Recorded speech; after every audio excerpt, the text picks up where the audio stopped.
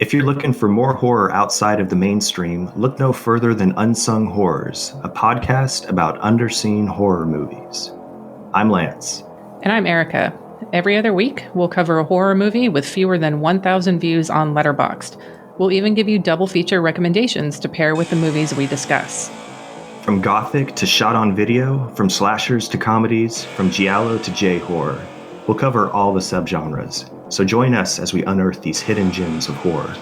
Follow us on Instagram, Twitter, and Facebook, all at Unsung Horrors, available wherever you listen to podcasts. And part of the Someone's Favorite Productions podcast network. Hello and welcome to Tumbleweeds and TV Cowboys. My name is Hunter. In this podcast, I'll be joined by a different guest each week to discuss a classic Western movie or TV show. I've been a fan of classic Westerns for as long as I can remember, and in recent years, they've become very nostalgic for me. I love the aesthetic, the tropes, and I love seeing different filmmakers' takes on them. At their best, they're incredibly entertaining, rewatchable, and some of my all-time favorite movies are Westerns. We'll mostly focus on Western movies made in Hollywood, but we'll also be covering spaghetti Westerns, and one thing I'm very excited to get into are Western TV shows. I've got some amazing guests coming on the show, film professors, historians, and podcasters. And Tumbleweeds and TV Cowboys is part of the Someone's Favorite Productions podcast network, and many guests on the show will be from other shows on the network. Thanks for listening.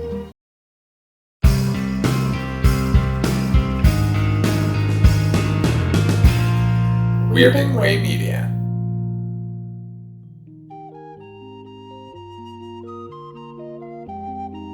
Night, Mr. Walters. You see that guy over there? Now, he's an actor. The guy on the phone, he's a prize fighter. Me, I'm a cab driver. I'm the only cab driver in this place. Good evening and welcome to Night, Mr. Walters, a taxi podcast. I'm HP, your co-host, and with me, as always, is my co-host, Father Malone. Father Malone, how are you this evening? I'm good. I'm the one wearing the Plymouth. Fat jokes. Fat jokes. Get ready for some fat jokes, everybody. And it's perfectly acceptable because she's no longer fat. Anyway. We have a lot to dig into with this episode. We are talking about Taxi Season 2, Episode 7, The Lighter Side of Angela Matusa. This episode was written by Earl Pomerantz, and it was directed, of course, by the resident director, James Burrows. A reminder, we're covering these episodes in broadcast order and not in order of filming. So we open with this episode. We're in the garage as Alex is getting hounded by Tony as they walk into the garage. Tony is wearing a Yankees cap on his head, but it's perched precariously on the back of his head. It almost looks like it's a little too small for his head. Did you notice this, Father Malone, as he's walking in? It reminded me of the Sundays you used to be able to get at like Friendlies or whatever. That little Major League Baseball bucket that with a sundae in it. Yeah, you can still get that at Fenway Park. What would the flavor be? I think it'd be a lot of salt. It'd be a salty treat if pushed. This episode is kind of off to a shaky start as far as I'm concerned. Hey, B-plot. You want one? Here it is. I've been noticing HB over the past few episodes. That's a fucking pattern that I'm kind of tired of, where the opening scene will be two characters talking, just setting up the B plot, then the A plot begins. I don't know that it's ever a harbinger of good things for the episode. It certainly isn't a good tiding for this episode, as we'll see as we get into this a little bit. The reason he's wearing the baseball hat is because Tony is trying to convince Alex to play on the night shift softball team. Apparently the garage has multiple softball teams, the day shift and the night shift. It's a little far-fetched, don't you think? No, are you kidding me? There's so many cab companies in New York City, and all of them have softball teams. We are talking about softball, right? Not baseball. Yeah, but this is not like Sunshine Cab versus DC Cab. This is Sunshine Cab day shift versus Sunshine Cab night shift. That seems odd to me. Oh, yeah, you know what? You're right. Except you're not. Because of course day shift would want to fight night shift for the supremacy of Sunshine Cab. I know I would. Have you noticed all the B-roll of Sunshine Cab, that the sunshine in it is the golden hour, like the sunset? It's like honey sunlight coming over the cab company. It's obviously dusk leading into the night shift, which is when these guys are driving their cabs, but it looks gorgeous. I mean, after so much snow and coldness of season one. We've moved into the sort of summertime of Sunshine Cab, it seems. And they keep displaying that moment right before day shift becomes night shift, thus sort of reinforcing the battle between good and evil that is day shift and night shift here. They're going to play softball. Well, you make a lot of sense. I guess I'll go with it. As Tony is haranguing Alex, Alex is complaining that the day shift team has some great players and they're going to kill the night shift. I can't imagine who these drivers are, who they've, You've seen them. The day shift drivers. When have we seen the day shift drivers? They're still hanging around at shift change. Some of our favorites are day shift. Yeah, but none of those. Lumberjack Appleman is a day shift guy. Okay, aside from him and maybe Leggy Blonde, I don't think any of them look. Pantsuit, she is a day shift guy. Yeah, but they don't look like world beaters. Captain Marvel is a day shift guy. No, that's wrong, and we'll see that in this episode. No, you're actually wrong about that. No. And I'll prove it. I will prove it to you. Okay, look, Rieger doesn't want to play in the fucking ball game. Okay, move on. Let's get to the goddamn plot here already. I've proven, I can prove you wrong, but now all of a sudden you want to move off of this, but let's go. No, I do want to move on. Who cares? It's a fucking baseball game. It's the worst. You know what? It ends up being the funniest part of the entire episode, but it's a little laborious. The endless setup of Tony with a clipboard following people around. Hey, I'm going to put you down for this and that. And I'm going to put your grandparents down for left field and right field. Whee! Okay, we get it.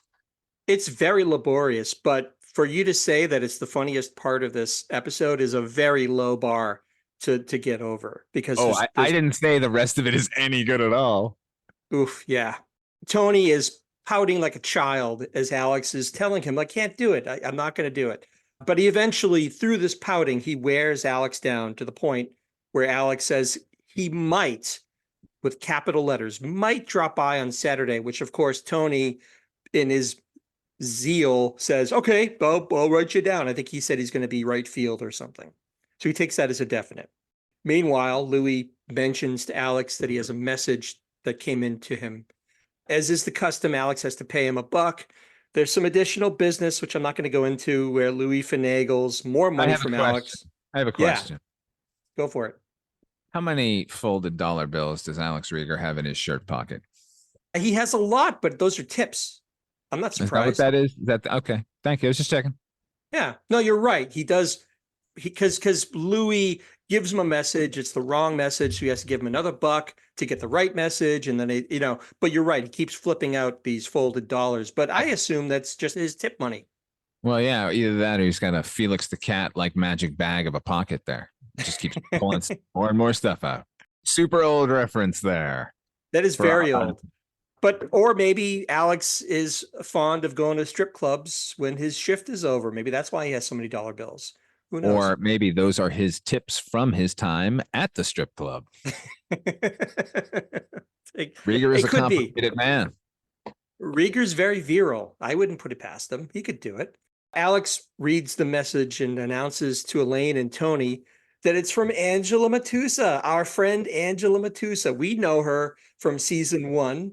She's, of course, the namesake for one of the greatest theme songs in television history, the theme to Taxi. So wonderfully in this episode. It was so nice to hear it actually played instead of the sort of crazy interstitials that they'll throw in from time to time.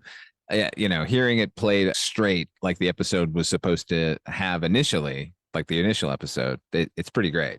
You're right. They did do a good job of that. But so we know who this is, and I guess somewhat realistically, in case the audience doesn't, maybe Rieger should hip us to who she was. You remember? Is this that fat? He says this to Elaine and to Tony, who have no idea who he's talking about. And only when he mentions that she's fat does it jog their memory, which is the first clue that this is going to be a big string of fat jokes in this episode, which is absolutely, spoiler alert, that's what we get. Once Louis hears about Angela, he starts making a bunch of fat jokes. He's writing them down, getting prepared for her inevitable visit to the garage. Tony's recollection of her was that she was, quote, you'll like this, Father Malone, that she was, quote, big and mean, which makes her sound like a Bengal tiger or something. You know what? Tony Banta has succinctly summed up the character of Angela Matusa. She was big and she was mean. What else do you need to know? Now's your chance to run.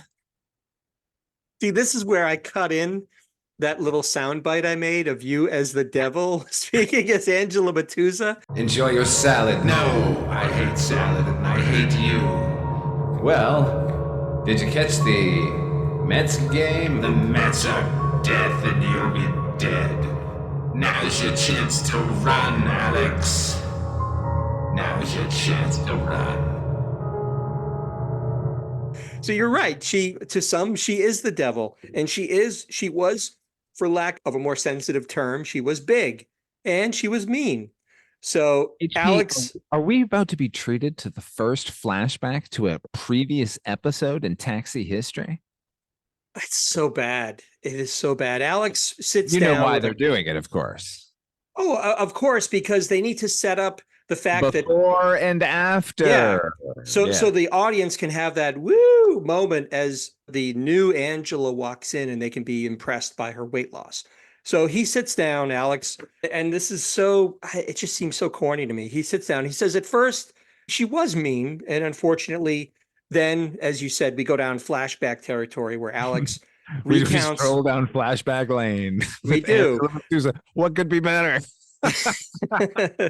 So as he's recounting their first date, they did everything but like the like they cut to the footage from season 1 where we see their first disastrous date at Mario's.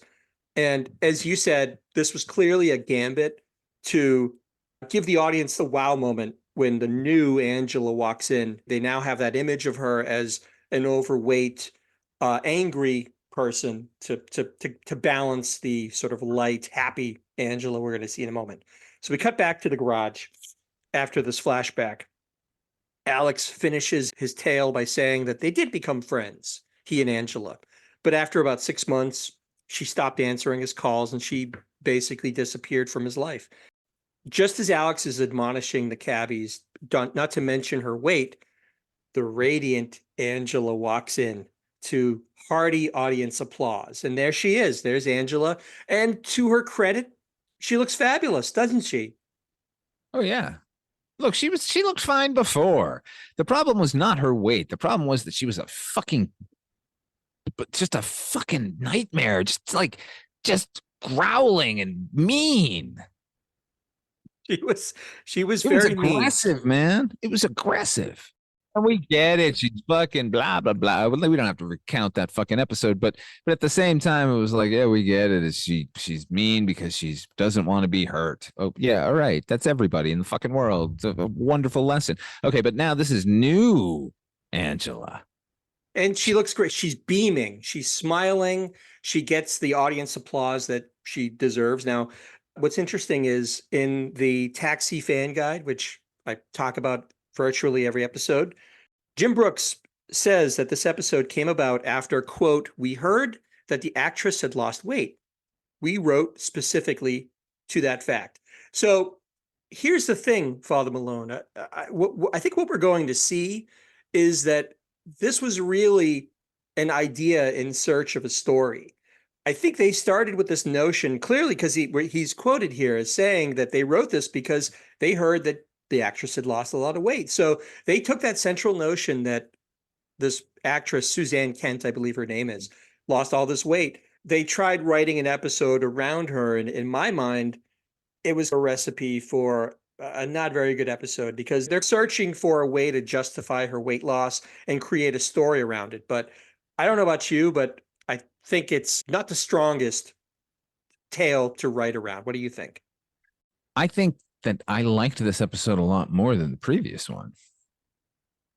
But again, that's not a very high threshold to exceed. You hated the last, absolutely hated it. Yes. This one I didn't hate. So therefore it's automatically better, but I can't disagree with you. Like you said, they heard she had lost weight. So they're like, let's write another episode about her. But really they just kind of rewrote the first episode. just sort of in reverse, like they stripped her bare. What we got here is what we should have gotten in the very first episode, where we were told that everyone loved Angela. Like anytime they called and got her on the answering service, man, they ended up talking to her for hours. She was sweet and she had all this good advice and blah, blah, blah. She was like the auditory version of Rhea Perlman's character.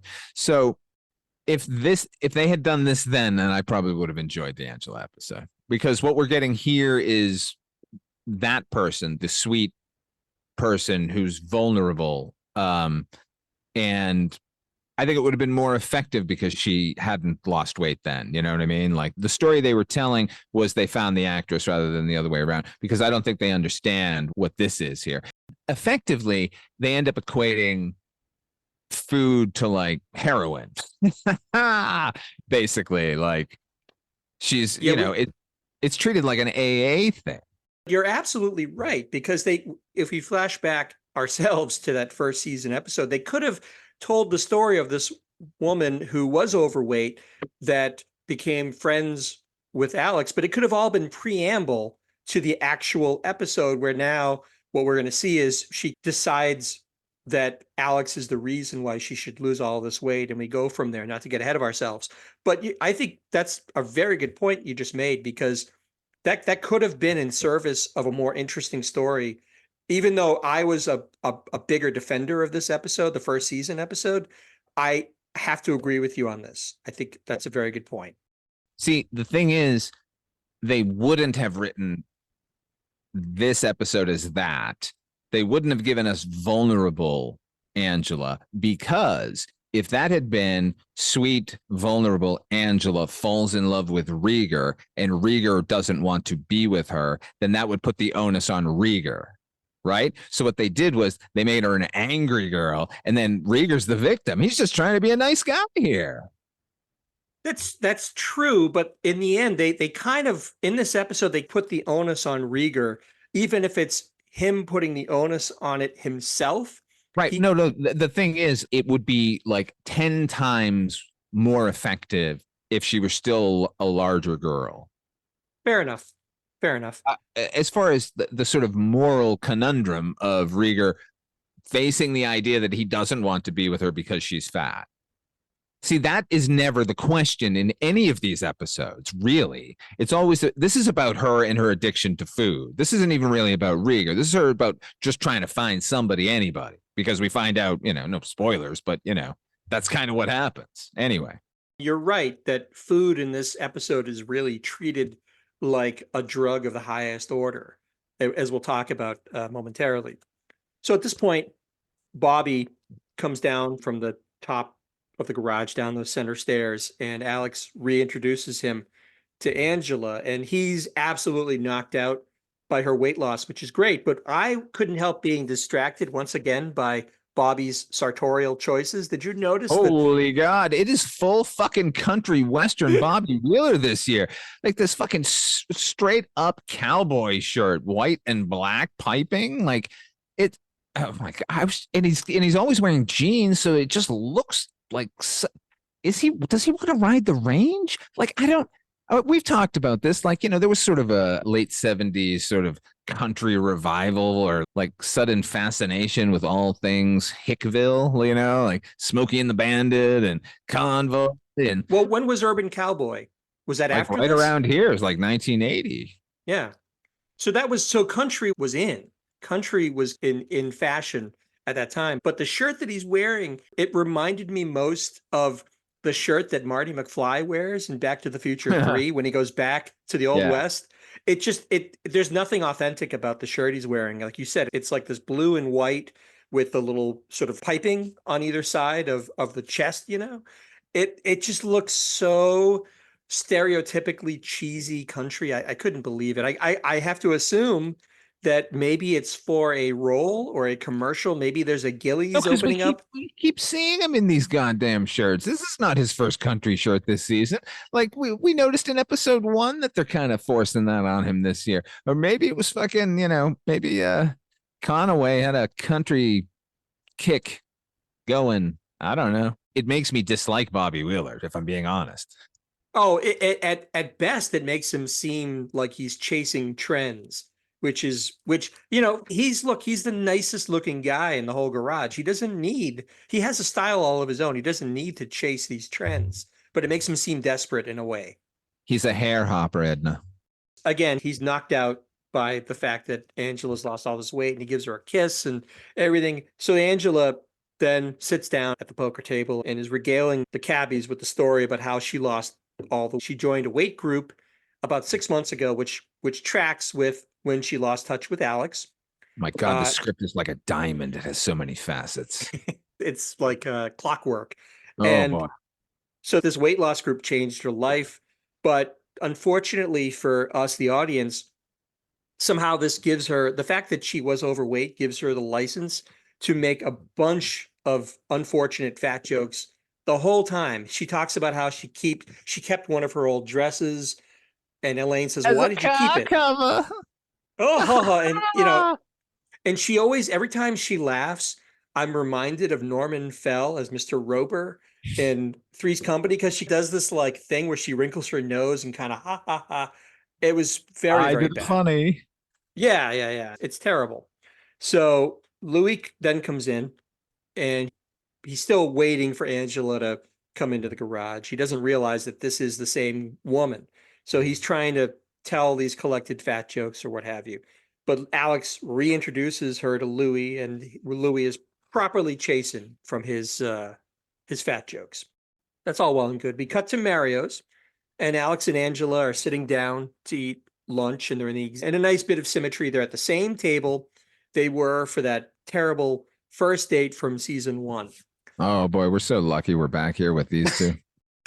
As I'm watching this, I couldn't help thinking in the back of my mind, oh man, I wonder what Father Malone is thinking of all this, because devoted listeners. You have no idea. They're like, we cut to this scene and they're sitting there, and all my life just drained out of me. I thought, really? I got to do this again so quickly? They couldn't even wait 2 or 3 seasons before the return of Angela to this kind of tongue clucking, like highly moralistic, but ultimately pointless episode. I was one of that episode's staunchest defenders, and even I have to admit that this was already growing tiresome, because I can see that this is really going nowhere. But anyway, we continue. Angela is calculating her calories, and she orders literally the blandest meal you can imagine. It's like chicken with no skin, salad with no dressing, broccoli with nothing. Yeah, all the while clacking out the fucking calories on the ridiculous calculator that she's brought with her. Yeah, it kind of reminded me of something that Richard Simmons might offer, like a deal-a-meal calculator, because it's every time she says, chicken, no skin, clack, clack, clack, clack, clack, broccoli, no cheese, clack, clack, clack, clack, clack. She makes the show of ordering this incredibly bland meal. And then Alex orders, and I have to say, Alex orders a mountain of Italian food. Any normal person should order, like, I'll have the spaghetti and meatballs. Done. But he orders like linguine and clams. Fucking, like, doesn't he get veal marsala as well? And like, what else? It's a lot. He orders a lot of food. And as he's ordering, Angela is click, click, clacking into her calorie calculator for every dish. So now he's feeling pressured. And after he finishes his order, I think she says something like, oh my God. And it freaks him out. But she says, look, if you want me to have a good time, just order what you want. I can handle it, which is good. That's fine. Yeah, just like a someone who's sober at a bar, or at a restaurant. No, it's okay. You can drink in front of me. Yeah, I can handle it. She's been through the parallels continue, everybody. Not only drugs, but drinking too. Like, what's your addiction? So Alex just can't help gushing about how good Angela looks. He just can't stop himself, and he gives her credit for how hard it was, because, and this is out of nowhere, all of a sudden he says, well, he quit smoking. We've never seen him or heard of him quitting or smoking at all, but now here he is, supposedly an inveterate smoker, and he says, set up for the punchline. Yeah, here we come. Here it comes. And he says he knows how hard it can be to kick a habit. Not that obesity is a habit that needs to be kicked, but I get where he's coming from. And Angela admits that she tried and tried. She tried to drop the weight, she couldn't, but because she couldn't find the right motivation. And suddenly she says she realized that the right motivator was there all the time. And what was it?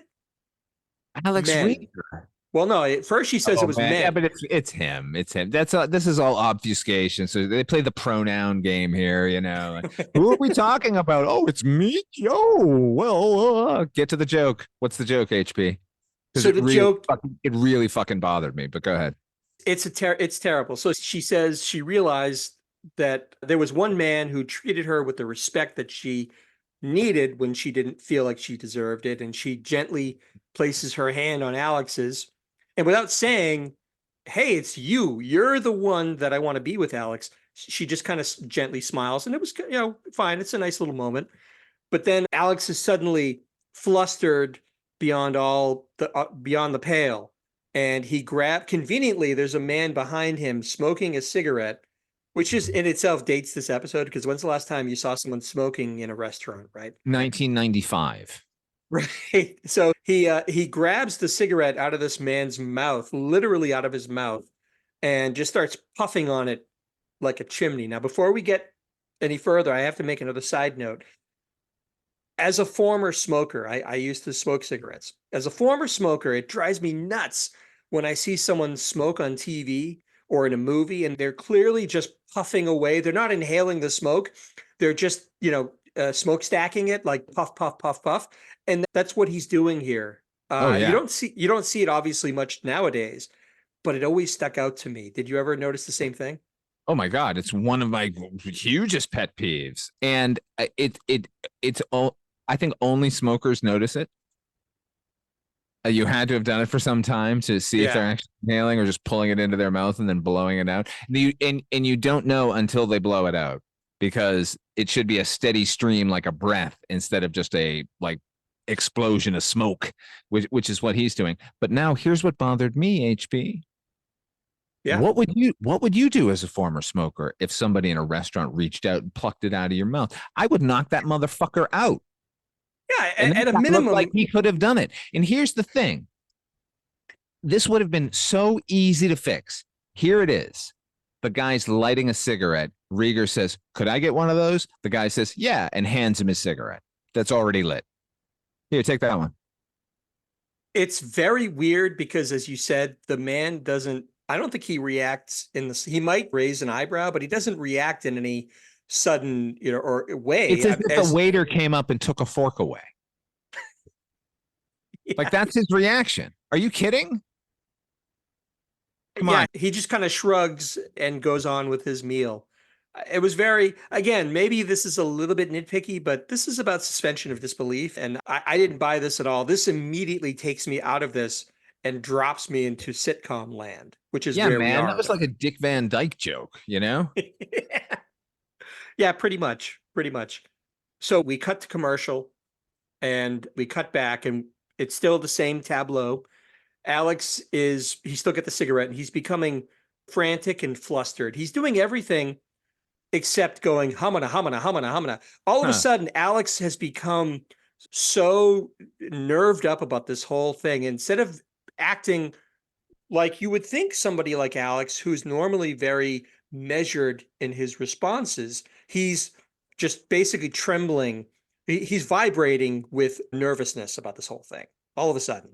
This is a character who we've seen told, "Your father is dying. You need to go to the hospital." And he's crumpled up the note and thrown it away and walked away. But here's Alex. Well, oh my God, a fat girl likes me, but she's not fat anymore, but I still don't like her. What am I going to do? Yeah, I didn't buy it at all. This is so out of character for Rieger. This entire episode, everyone is out of character, because Elaine has a moment late in the episode where I went, "What the fuck?" when it happened. This feels almost like a spec script that somebody wrote. I know it's not, because I know Earl Pomerantz has a history on the show, but this doesn't feel genuine in so many ways. This is a poor dance with Pomerantz. Yes. Nice. Take no chance. So we keep going. I don't know. So Alex and Angela are doing this sort of verbal dance back and forth where he's trying to resist her advances, but she keeps trying to get at him a little bit. Are you still on about this Pomerantz dance? No, not the Pomerantz thing. But now I'm imagining the episode that you're describing, like with it's just Alex, like sort of up as a cartoon character, like backing away from her and stuff. Like that would be so much more fun than what we were given here. It's aggravating to see this because Judd Hirsch is better than this. Oh my God, The he's so writers much are better than this. But you know what? I don't know what's happening here. He's just playing a different flavor, I guess, like trying to undercut the seriousness that could easily be read into the episode. Maybe I think he's striving mightily. It's just that he's a victim of the entire episode. But he is playing it a little bit big and very sort It's a of vaudeville exaggerated. episode. Vaudeville. Snatch that cigarette out of that guy's mouth. Vaudeville. It's all very exaggerated, and it doesn't really fit with what I love in his grounded performances normally as Alex Rieger. I think it's kind of out the window. And maybe that part of that is the direction. It's certainly the writing in this case. But I can't impugn James Burrows because I know he's better than this too. So it's got to be the writing. So anyway, they're going back and forth, and finally Alex admits that he's really not interested in her. Finally. And she actually asks Alex to leave. And in a nice touch, I thought this was kind of nice. He does get up. He realizes she needs her space. But he does take out a few bucks and he puts it on the table. I thought that was a nice touch that, even though he's leaving, he hasn't eaten, he's going to pay for the meal. I thought that lended a little bit of verisimilitude to the scene. It's a little thing. Little, yeah. I agree. He leaves and Tommy brings over the food. He leaves her. TJ Castronova, baby. That's right. Say his name with reverence. I do. I spoke to someone who worked with him just the other night. Oh, for midnight viewings? For midnight viewing, yeah. Armand Mastriani directed a bunch of episodes of Tales from the Dark Side. And in one of the stories he was telling me just about filming an episode, like something went wrong. And he said, then you get a call from TJ. And I was like, oh, let's talk about him. So evidently a fantastic man, just salt of the earth. But that's remarkable. Now, just as a side note, I'm glad that you brought this up because we haven't really talked too much about the character Tommy or TJ Castronova. But the fact is, in this show, he's just a little bit player, but he's there. He's a reliable presence. But I think it's so cool that he had this sort of second act to his career where he became this big producer of these anthology television shows and everything. I think that's remarkable. And movies and stuff, and continued acting all along. It's pretty remarkable, actually. I'm going to be doing much more of a deep dive into Mr. Castronova in the future, so I'll share it here when I can. Let that be a lesson, everybody. Go listen to Midnight Viewing. You won't be disappointed. If you want to hear more about TJ Castronova or great anthology in general, don't wait for my plugs at the end. I'm telling you, go check it out. So thank you. I won't plug at the end now. Thanks for that. No, you can plug away. Tommy brings over the food, and one side of the table is all this health food garbage, and the other side is Alex's mountain of Italian food, like I described. Oh, this before. I liked. This was a nice touch of what I consider like sort of patented taxi poignancy. So he leaves all this food, and just very sadly, very quietly, Angela starts spinning the table until that mountain of Italian food is in front of her instead of in front of where Alex was sitting. And she starts to eat, and that's the end of the scene. And it's a very sad thing to see. You could probably agree that it's actually a nice bittersweet touch to the scene. I loved the spinning of the table. That's what I really liked. The sad part is that she was eating the food and not me. Craving the pasta? Oh my God, I'm always craving pasta, and the thought of New York pasta and like in vast amounts was very appealing. So I didn't feel anything for Angela because I was already checked out by this time. But remember, this is Mario's. They're not known for their good food, so that may not have been so good as you remember. But anyhow, I don't care what those cabbies say. They go eat there every goddamn day. That's just a joke they're telling. They're being mean. They're playing the dozens. I'm not going to get into that. So so as she's eating this, what I also liked is as she's eating this awful, bad for her meal, we get the nice soulful sax playing on the soundtrack, this mournful kind of Bob James bit as we cut to commercial. Very nice. Probably the nicest moment in the whole episode, if I'm being honest. So we cut back to the garage. Tony, still in his stupid Yankees cap that's too small for his head, is now trying to inveigle Elaine to join this softball team that's going to play on Saturday. And when she informs Tony that her grandparents are coming into town from Buffalo on Saturday, Tony crows, "Oh, there's my outfield." He says, like, "I'll put grandma in right field and grandpa in left field." Is this what you were going to say about Lorraine, or is that later? No, this is Okay. not. This is Okay. in character. She doesn't want to play softball. She wants to see her parents. What the fuck? Or her grandparents? No, her kids' grandparents, right? Not her grandparents. I thought she said her grandparents. That's weird. It is very weird. The How whole, old are her grandparents? well, it's so, we're in the realm of total exaggeration. Like, no one in their right mind would be harassing people to the degree that Tony is, nor would they volunteer somebody that their grandparents are going to be playing softball against their wishes on Saturday. It just doesn't, Okay, anyone, I kind of like it now. but anyone in the right mind would say, you know what, Tony, go fuck yourself. Stop bothering me. Right? I think that's just you. I mean, maybe it's my history with Tony Banta. I don't know, but I can't help thinking, like, just stop it. We get it. And we know that this team is going to be terrible and they're going to get killed, and it's going nowhere. It's terrible. But anyway, at that point, a portly fellow comes into the garage. He's overweight. He's another overweight gentleman coming in. Yes.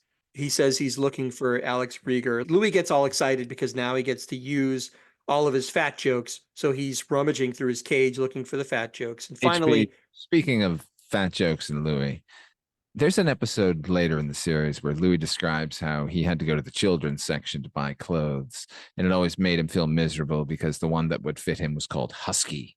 Husky. Yeah. So that's what came into my head when you said a portly gentleman. Yeah, well, it is interesting. I mean, I guess you can't, we had no way of knowing that was going to come subsequent to this episode, but you would think somebody like Louis, who maybe had some of that bullying in his youth, would be a little more sensitive towards somebody who's overweight, but he's not. He tells fat jokes. And he's terrible across the board. That's Louis De Palma. Like, I expect nothing less from him. Oh, that's true. That is true. He's not, there's no real empathy there. So no, I guess it wasn't him calling that guy portly. That was you. No, I'm being sensitive. But anyway, Alex comes in and the guy introduces himself as Wayne Hubbard. Now, this gentleman is played by another kind of familiar face actor named. Who is this dude? So this dude, as you put it, is a guy named Phil Rubenstein. He's never really been, I think he passed away in 1992 or 95. He's no longer with us. He had very, very small parts in everything from The Rose. He was in Barney Miller. He was in Airwolf. He was even in Star Trek 4 and Tango and Cash. He's just been in all, he's kind of just always popped up and I've recognized him. But here's the thing. For some odd reason, I remember him best from a movie that I caught as a child on late night cable called Hooch. Do you have any memory of this movie, Hooch? No. I will tell you about it. So this movie... I'm laughing. Yeah, okay, go ahead. So this movie starred Gil Gerard, Buck Rogers. Oh my God. He played I once saw him in a Ruby's Diner in Marina del Rey with a much younger lady. It was very unusual. Really? Was he looking good though? Did he still have it? Yeah, he looked great, actually. I mean, he was a handsome guy. But he was in a jogging suit, and that really disturbed me. Because he was at eat, you know what I mean? And it was, it's a Ruby's Diner, so it's kind of low class, but at the same time, it's like, it's a night out. Like, you're wearing a jogging suit, man. You were in the 25th century. Like you went through Chicago when it was all in ruins. Remember that with all those scary mutants? Oh man. So, Like he survived that to wear a jogging suit on a date? No. so this movie was called Hooch, and this was an older movie. Actually, Danny Aiello, this might have been his first role. Danny Aiello was in this movie too. Oh, thus the world was graced with the presence of Danny Aiello. So this movie starred Gil Gerard as a smooth-talking moonshine runner who drove the sweet El Camino. And Ooh. I think at that point, sort of these hick flicks and movies about moonshine runners were becoming popular in Hollywood. I think not that Smokey and the Bandit is about that, but I think there was a lot of movies that took place in the Deep South that had this as part of the sort of backdrop or whatever. But as a child, so yeah, White Lightning, all of these movies, and I can't. As a child, What was the Richard Pryor one? Was that that was Greased Lightning? that was no, I think that was White. That wasn't that White Lightning, or was that That was Grease Lightning? Greased Lightning is Richard Pryor. Yes, it was. You're absolutely right. So as a child, I mean, I must have been 8 or 9.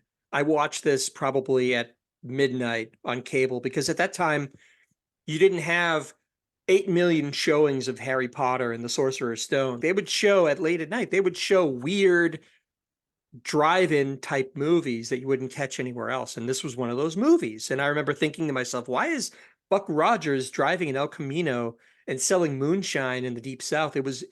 That disconnect in my mind stuck with me. Anyway, Phil Rubenstein was also in this movie, and that's where I remembered him from because I saw this and I said, well, that's that guy from that Hick movie starring Gil Gerard. That's weird. So he's been in a million things.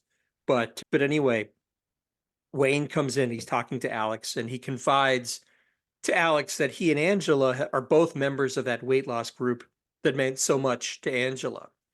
And he's concerned because she's not attending the next meeting, which is apparently a very big deal because she hasn't missed one in 6 months. But I was distracted by the fact that all the while that this conversation has been going on, the show is making this joke that every cabbie has a piece of food. I think Tony's eating a candy bar, and as he's eating it, this guy Wayne is getting distracted by the fact that he's eating a candy bar, and he can't hold a conversation with Alex because he's too just. If this were a cartoon, he would be following like the smell lines off of the pie on the windowsill, floating like a bird. Okay, listen, I'm going to vent my spleen a little bit. HP, I'm now a thin human being, but for the majority of my life, I was a very overweight human being. And so any fat humor always stung quite a bit. No more than and this was prevalent like for the for time immemorial, honestly, up until the 80s, maybe early 90s, where you could portray a fat person as so obsessed with food that they can't fucking think if there's food in the vicinity. They're just like so laser focused. Like people don't fucking portray heroin addicts and fucking like psychopaths in this way. And so here it is again from the fucking writers of Taxi. Are you fucking kidding me? This isn't fucking Meatballs, you know? It was really offensive. Do you remember that movie Fatso with Dom DeLuise? Yes, I do. That's cut from the same cloth because that movie, he has to put a lock on his refrigerator because he's so out of control and he can't control himself overeating. This time period was so unkind to people who had, issues with their weight. And it's hard.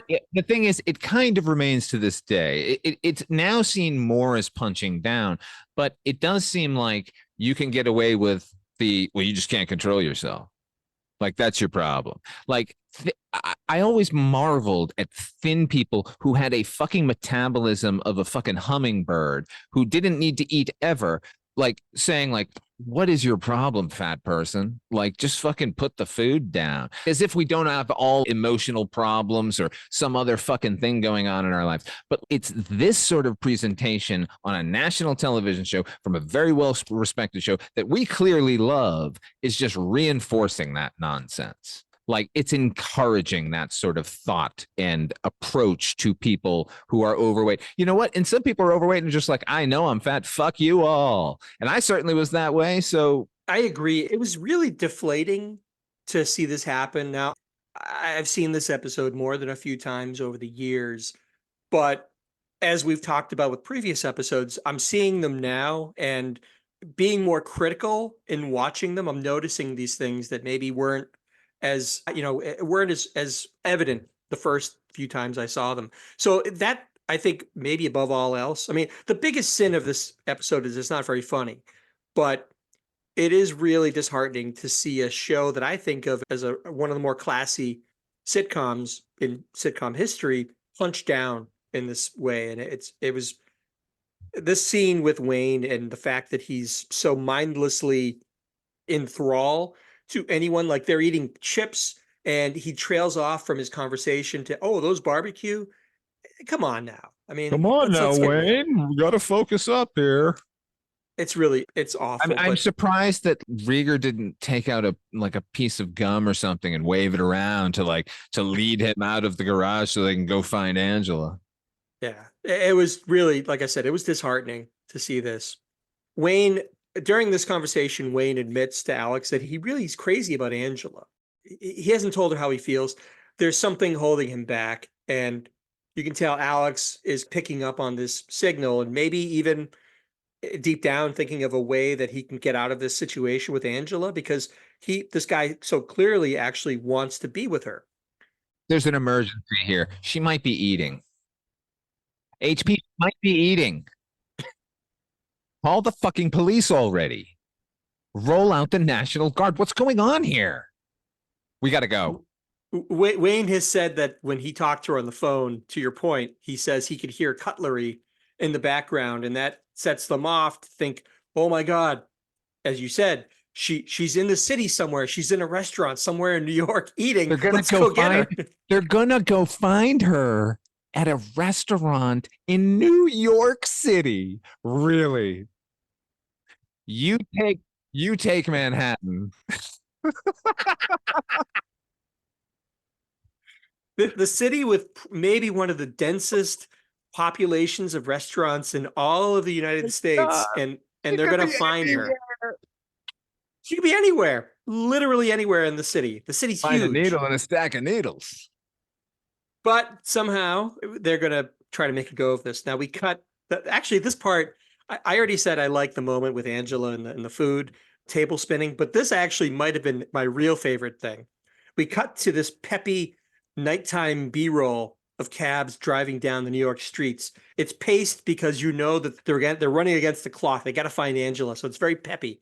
It's like a Mission Impossible episode all of a sudden, like dun dun. They could have put the Mission Impossible theme on, and it would have played great. And I'm going to do that. Yeah, maybe. So we see some great sort of restaurants in New York. This B-roll. We see one called Papaya, which advertises that it's, quote, nature's own revitalizer. And that is right next door to a place called Taco Rico, which looks good as well. That's Gray's Papaya, right? I didn't see Gray. I saw it just said Papaya. Maybe it was Gray's Papaya, and Gray's was very small lettering, but it looked very prominent. There's even a place called Tickers that has very ornate lettering, but I couldn't make out any info on what this inviting establishment had to offer. There was nothing online about it. That's for people with pacemakers. And we even have a rare B-roll piece that shows Judd Hirsch actually driving a cab, and it's slightly illuminated from the inside so that you can, because they want to make damn sure that you see Judd Hirsch in the driver's seat. I love when they do stuff like that. They got a light bar on his lap while he's driving that car, and good for us because it's great. It's great. And I then want more of it. They should have taken 2 days of just driving around with Judd Hirsch and have fucking total footage of him doing that. Well, we do get a little bit more, because we have a few more shots of him driving frantically. And then we have this awesome shot of him running up the street. It's fantastic. And he's going to the diner that he's tracked Angela down at. And okay. We cut before we get to the diner, HP. Yeah. We skipped the moment that made me go, who wrote Elaine Nardo in this episode? What is Earl Pomerantz on this week? because Rieger is going out to find Angela at the behest of this fellow Overeaters Anonymous person that thinks she's in actual danger. And I know. Nardo, Yeah, right. Yeah. Nardo says, "Hey, Alex, some people just can't be helped." Wow. What? Elaine Nardo, the mother of Sunshine Cab, the level-headed one, the fair and see it from their point of view person. You know what? Some people just can't be helped. Fuck her. Let her overeat. Which you could see actually that making sense coming out of Alex, because he has often advocated for staying out of people's business, right? You could Right.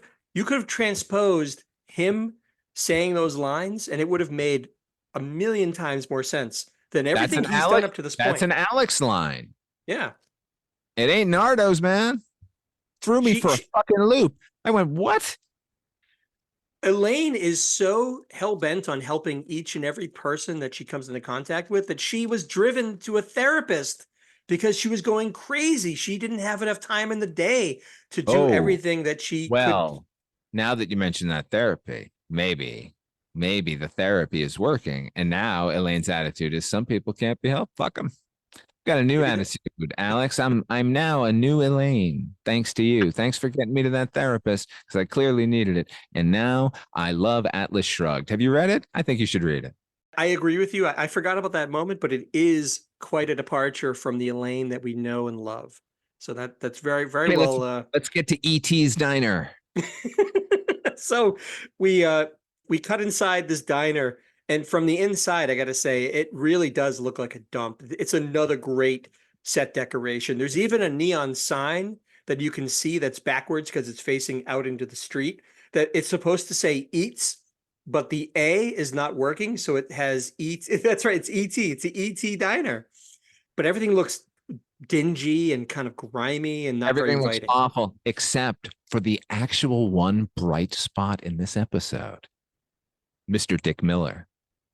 Yes, everything is coming up Joe Dante once again. Oh my God. Could anything get better than when something Joe Dante explodes in your direction? Here's Dick Miller, everybody. Everybody loves Dick Miller. Everybody loves him. How can you not? Have you seen Bucket of Blood? I have not seen Bucket of Blood. You need to watch Bucket of Blood as soon as we finish this podcast. Yeah? It's the Walter Paisley thing. Am I thinking of that 200 Maniacs? Is that the one I'm thinking of? Maybe it's not the same movie. It's not a Herschel Lewis movie, is it? No, man. This is a Corbin from the early 60s. What's Bucket of Blood about? Bucket of Blood he's a wannabe poet and sculptor, rather. There's two of them, but and now I'm blanking. But there's one where he's Walter Paisley and he's a sculptor, but he basically just starts killing people and paper macheing over them. Like he starts with a cat and stuff, and he gets really famous. And there's all this like beat poetry and shit. It's really fucking fun, and he's the star of it. And he's great. Oh, it sounds like an EC comic come to life. Oh man, it is. It's wonderful. I mean, everyone listening to this podcast hopefully is familiar with the work of Dick Miller. Obviously, he's best known for such films as he was in Gremlins. He was in The Howling. He's in every Joe Dante movie. That's right. And he's in The Terminator. He's the guy who runs the gun shop. Yeah. You can't do that. Yeah. It's like, just what you see, pal. Just what you see, pal. Yeah, he's so great in that. He's only in it for a minute, but he's great. That's a good guy. So he plays, I guess he would be like the short order cook of this dive that Angela. He's the owner. I guess the fact that he takes such umbrage. Yeah, man. Probably everyone fucking is bagging on his shit. He's standing right there, of course. Yeah. Yeah. He will, again, like we saw with the Elaine Loses Her Marbles episode where we had Mary Warrenoff and Robert Picardo. They don't really give him anything to do. He's just there he has a few good reactions, but that's it. Yeah, but I was smiling through the whole scene, which was hard to do, HP. Not because anything transpiring was making me sad. It was enraging me. And then I would see Dick Miller and go, oh, hey, Dick Miller. So let's get through this. So Alex comes in. Angela and Alex start hashing things out. Alex says that he feels responsible for her, for lack of a better term, falling off the wagon, but she insists that she's going to wallow in her misery. And then she regales him. This is sort of Louis style. This harkens back to Louis's sad tale of going to prom and the Ay, high ay, chair. Remember ay. that? Oh my It- God. It's the fucking same thing, except we don't get to see Bobby dance. there's no like happy retribution from this. She was going to go to prom, but she didn't go, and she had to look through the window, and it rained, and she fell into some garbage. It's this awful tale of woe, and Alex is overcome with emotion at how sad this tale is. But what He's I bad. like actually, Jed Hirsch is bad here, but go ahead. no, he is. His reaction is bad. But the one thing I liked about this exchange is he's moved, but he insists to Angela. He says, everybody has a story like that. And she calls him on his bluff, and she says, well, you tell me your story. And he goes, damn, because he has no story like that. She has just called him on his bluff and You're right. proven what a phony he is to say that. I love that moment. That's a great moment. You're right. In the midst of this scene, that's a really good moment because everything else is a fucking jerk off, including the audience punchline. And then I went home and ate a turkey. That's the button to her awful That's a prom joke. story. That's the joke at the end. That's the actual sorrowful thing that she feels she had to dive into a fucking turkey. I think that if I'm putting myself in the writer's shoes, I think they just said, look, this has been an awful story. We have to do something to bring the audience back from this sorrowful tale. How will It we just- do that? How can we redeem ourselves? Please tell me. Let's make a fat joke. That's essentially what they did. And a show full of fat jokes. Not good. At that moment, Dick Miller comes over to bring Angela some pork chops. But Alex, again, this is one of these things of that she's so out of control. Alex has to physically try to keep her from eating these pork chops. And he says to her, he insists to Angela that a lot of people care about her. This guy, Wayne, cares a lot about her. Oh, Jesus. And Angela admits that she couldn't have gotten through the last 6 months He's without a sweet Wayne. guy. He's a sweet guy. That's sweet. He's a sweet guy. That's it, Alex, but he's a fatty. Well, I don't want that fatty. Alex wheedles Angela to admit that she likes Wayne, but she's been resisting kind of becoming close with him. And we can only assume at this point that it's because he's overweight. But she insists it's not his weight that's the issue. And at that point, Wayne comes in. Again, a city full of restaurants. They don't have cell phones. It's not like Alex could have called him and said, hey, I found Angela. She's in this dump that's run by Dick Miller. He finds his way to the restaurant. They found each other. Yeah, it's He sort of happened to run into them. in all of the diners and all of the places, you had Wow. to find the one I'm in. So he says he's been at every restaurant in the city looking for her. And this is the first one he didn't feel like eating in. And this raises Dick Miller's hackles again. And he gives this I didn't look. ask you people to come in here. Great line. It is. Alex is continuing to try to play matchmaker for the two of them. Jesus. And probably partly out of his own zeal to get out of this awkward situation with Angela, That's and partly because 100% what it is. There's no part two. but I think part of him wants to take credit for bringing these two lovebirds together. Oh, I think okay. that's- If you make it sort of out for self-interest, then yeah, then I agree Yeah. there's part to it. Yeah. I mean, There was no, both. if the second part was altruism, I was going to fight you on that. No, not altruism, but he wants to be the one who made this love connection, if you will. They actually, though, they both agree that the attraction is mutual. Angela's still apprehensive, but a suddenly manic Alex insists that they can work through any of their problems. Come on, they're these crazy kids. Just admit you love each other. And Wayne asks her out for coffee. It's kind of sweet. And she says that they can go back to her place and have coffee. Alex is, at this point, he's crowing about this storybook ending and continues to hammer this message that they can work through any issues that they have. It's, let love find the way. And as they start to walk out hand in hand, Angela casually mentions that, by the way, Alex, I wasn't reluctant to date him because he's overweight. I think he's cute. The reason? What's the reason why she didn't want to date this guy? He's married with children. He's married with 4 fucking kids. Huh? And This is HP. This is my favorite part of the episode, but go ahead. Well, yeah. So and is it because of Dick Miller's reaction to this? No, it's because of the fucking situation that they ended the episode. Yeah, Dick.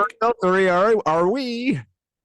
Yeah. So Dick Miller hears this and he gets this. Finally, he smiles and he says, "That's cute."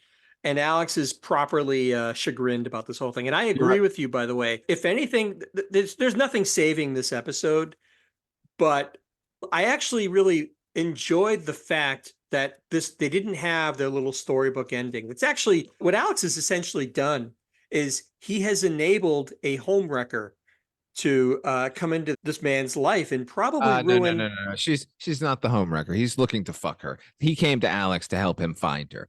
Don't put it all on her. He's the homewrecker. She's slipping in. Are you kidding me? She was just trying to have some pork chops when he came slobbering in there. That's a fair point.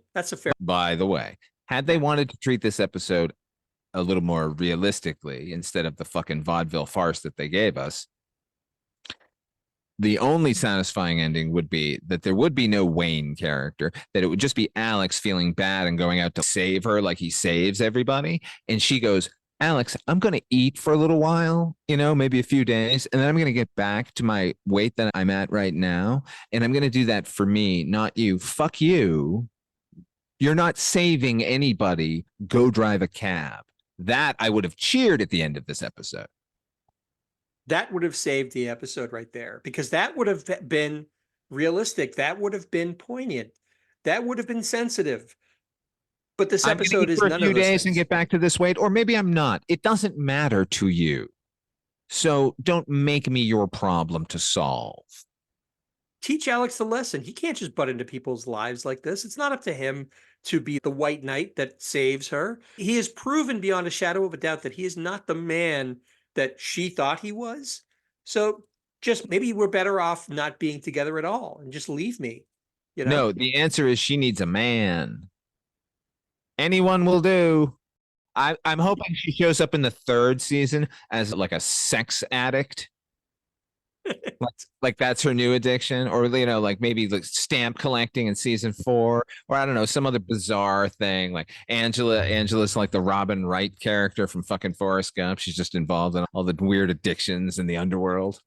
I appreciated the fact that yes, it is kind of a cheap punchline, but I did like the fact that Alex bends over backwards to be this, like I said, this white knight trying to save her from herself and bring them together. And he accomplished the exact opposite of that. He made things worse because, who knows what's going to happen once she and Wayne are involved. Wayne is a creep all of a sudden. Really? Wayne was a creep to begin with. Wayne was just staring at food left and right. And he's looking for Ange. Get out of here. Character shouldn't be in the episode. So that wraps up the A plot, but now we have a bumper, and here's where B is for bumper. So we cut back to Mario's. Mario's is like the primary set for this whole episode, seemingly. Thank God. We cut back to Mario's, and the cabbies file in, looking very dejected, and they're slightly dirty from their softball game. You can tell they're coming from a softball game because they're wearing baseball caps and other things. And for some reason, several of them, including Alex, are walking into the bar still brandishing baseball bats. Who the fuck does that? Why wouldn't you leave that in the car? It makes them look like the Warriors. Well, yeah, that's what I was thinking. This is the redeeming part of the episode for me. I like that they're holding the baseball bats. I like how fucking broken down they all look. Like they just got their asses handed to them. They've been eating dirt for the past couple of hours. Like I seeing the taxi cast looking that way. It saddened me that there weren't a pair of grandparents and Elaine Nardo also looking bruised and broken. Yeah, they were conspicuously absent. Now, here's where I prove to you that Captain Marvel was not a day shift cabbie, because one of the people brandishing a bat as they file in is, hey, it's Captain Marvel. But what's even better than that, Father Malone, is he's the only one not wearing anything vaguely athletic. Did you see what he was wearing? No. He's wearing a pink button-down long sleeve shirt with jeans, and he's carrying a bat. I loved it. It's so bizarre. So clearly he's on the night shift team because he's walking in with them as they're all disheveled and broken from playing this softball game. Now, here's the thing. I did a little bit more research, Yeah. and this gentleman that we've been calling Captain Marvel, he bears a very strong resemblance to producer Richard Sakai. So I believe he is Richard Sakai. That would explain why he keeps popping up, does it not? Absolutely. I hope that's true. Do you need to confirm that? Is it him? It looks just, I mean, a lot of the pictures I'm seeing of Richard Sakai are from the last 10 years. So he's a much older gentleman, but it tracks with what I'm seeing. So I'll try to confirm I will that. get on board the Captain Marvel train 100% if that's Richard Scott. I'll get on board the spaceship and off to wherever the fuck Captain Marvel is from. It's got to be Richard Sakai. It's got to be. So, and an additional side note, as Tony sits at the bar, we get a great look at his keep on trucking tattoo that you Oh brought up boy, in previous Joey episodes. lovingly shot in this scene. We just keep seeing it over and over again. It's huge in the camera. Like you can, it's very distinct. You can see exactly what it is. The cabbies they order 2 6-packs to go from the bar for some reason. Why wouldn't they just go to a liquor store? Why do they have to go to Mario's? It's weird. They're all complaining about how bad the game went. They order these 6-packs, and then Tommy asks where they're going. Alex announces, hey, the break's over. They're going back for the second inning. Vaudeville. Da-da-da-da. I did the new trailer version of the vaudeville theme. That's right. You take a modern classic song and slow it down, put a lot of reverb on it. Perfect. So that is the lighter side of Angela Matusa. That was it, baby. That is it. We've come to the part of this podcast where we're going to talk about yellow lights. What does a yellow light mean? Reminder, we score this from 1 yellow light to 5 yellow lights. 1 is the worst Taxi episode. 5 is the best. Very simple. As is our custom, we're going to start with you, Father Malone. How many yellow lights do you give the lighter side of Angela Matusa? Well, that's kind of difficult because 1 means nobody should ever watch it. So I can't give it 1. I'm going to give it 2. I think there are some bright spots in this episode. I think it's worth seeing.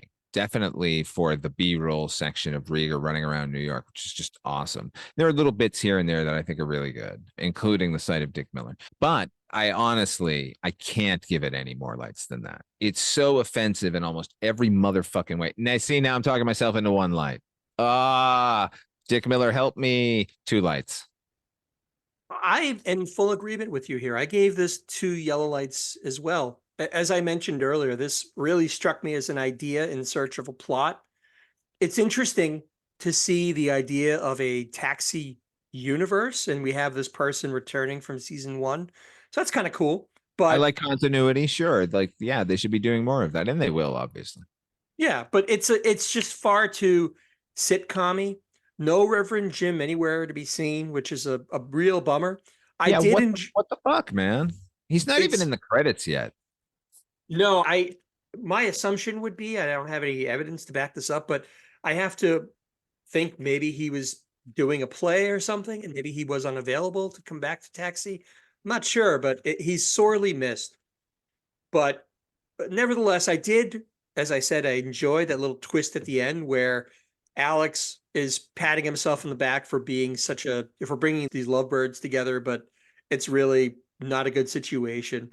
That and Dick Miller plus Alex, awesome B-roll is good for at least 1 yellow light more, because I can't give it. I mean, we can't go we've gone lower than 1 in the past, but it's not entirely unwatchable. But this would not be one that I would put in my rotation if I'm looking at the best Taxi episodes. So this is 2 yellow lights, flat out. So 2 from myself, 2 from Father Malone. That's going to do it. Father Malone, where can the fine folks find you when you're not clocked into the garage? Well, if you head over to weirdingwaymedia.com, you can hear my show Midnight Viewing, the horror anthology podcast. It's a lot of shows actually, but yeah, you can go over there and check that out. If you want to support that show, we'd appreciate it. Go give me some 5 stars somewhere. That's where you can find me. Absolutely. Midnight Viewing, go check it out, as I said earlier. Please check out Dark Destinations. I say it every week. It's one of my favorites. Great audio drama, wonderful storytelling. It's worth checking out. For myself, you can also find me in the Weirding Way Media Network. You can hear me. I occasionally guest on the Culture Cast with Chris Dashew. I've also And done Midnight Viewing. You've been over there. We're talking Cat's Eye. I have been over Midnight Viewing, and There you I've go. also, If you weren't lured over to come over and listen to Midnight Viewing, then do so because HP's on one of them. It's a really good episode. it's great stuff. I can't say enough about it. Please check out. Did you mention your Patreon, Father Malone? I didn't, but if you want to go to patreon.com/Father Malone, I won't say no to a bit of encouragement. Please check it out. I also have a Bandcamp site called hpmusicplace.bandcamp.com. Looking to grow some of the content on there, so stay tuned. But anyway, that's going to do it. As I said, thank you again for listening. Please feel free to subscribe to this podcast, write a review, or rate us. We'd love to hear from you in any way that you see fit. So for myself and for Father Malone, thanks again, and we'll see you next time.